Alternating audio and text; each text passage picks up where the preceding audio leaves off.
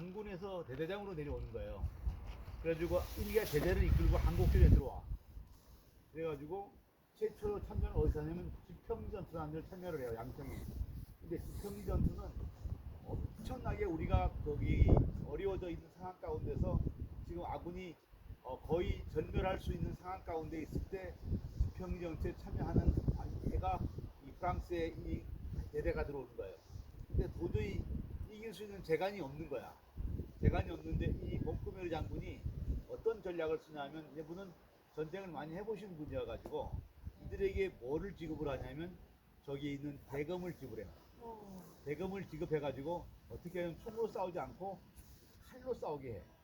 그래서 칼로 이 전쟁을 하게 해서 중공군 이런 사람들은 전쟁을 해본 사람들이 아니니까 멀리서 쏘는 총은 쏘는데 찔리면 이게 두려움을 느끼게 되는 거야. 두려움을 느끼게 돼서 그러니까 그 정말 그 전쟁 가운데서 두려움을 주게 해가지고 창급을 싸우게 해가지고 두려워지니까 물려나기 시작하는 거예요. 그래서 지평리 전투를 승리로 만들어내요. 그래가지고 프랑스군이 전쟁이 일어나게 되면 맨 앞에 나가가지고 그 일을 감당하는 거예요. 그래서 그 감당하는 것들이 또 어디서 하냐면 화살머리 전투가 된 거예요. 화살머리 전투에서 그 일들을 그들이 맨 앞에서 그거에서 화살머리 전투에 그 방어를 해가지고 화살머리 전투를 승리로 만들어줘가지고 우리가 6.25 안에서 승리할 수 있는 것들을 길들을 만들어주는.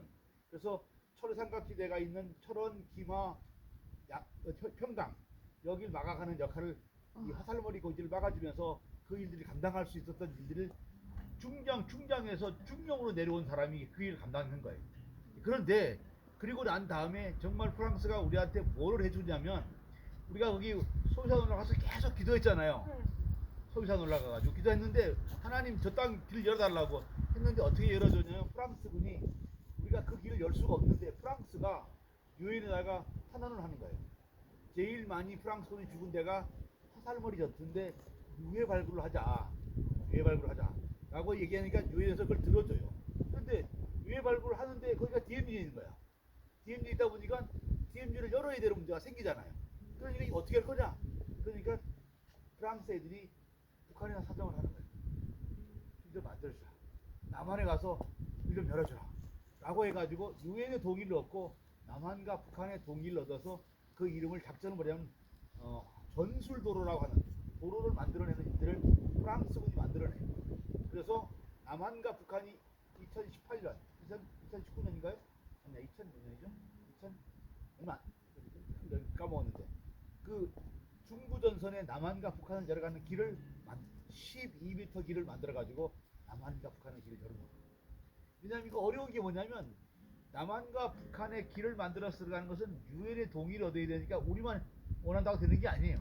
근데 유엔의 동의를 얻고 북한의 동의를 얻고 남한의 동의를 얻어서 화살머리 전수도로라는 중부전선의 도를 만들어가지고 동부 쪽에는 고성 올라가는 길, 금강 가는 길이 있고 서부 쪽에는 임진강 가는, 판문점 가는 길이 있죠. 중부 쪽에는 중앙을 내려가는 일들을 동부, 중부, 서부 길을 만들어 놓고 그래서 이 프랑스 애들이 이런 일들을 만들어 주신 거예요. 그래서 우리나라도 보면 우리가 기도하니까 사실은 정말 되지 않을 것 같은 일들이 이루어져 가는 것들을 우리가 목전에서 보고 있잖아요.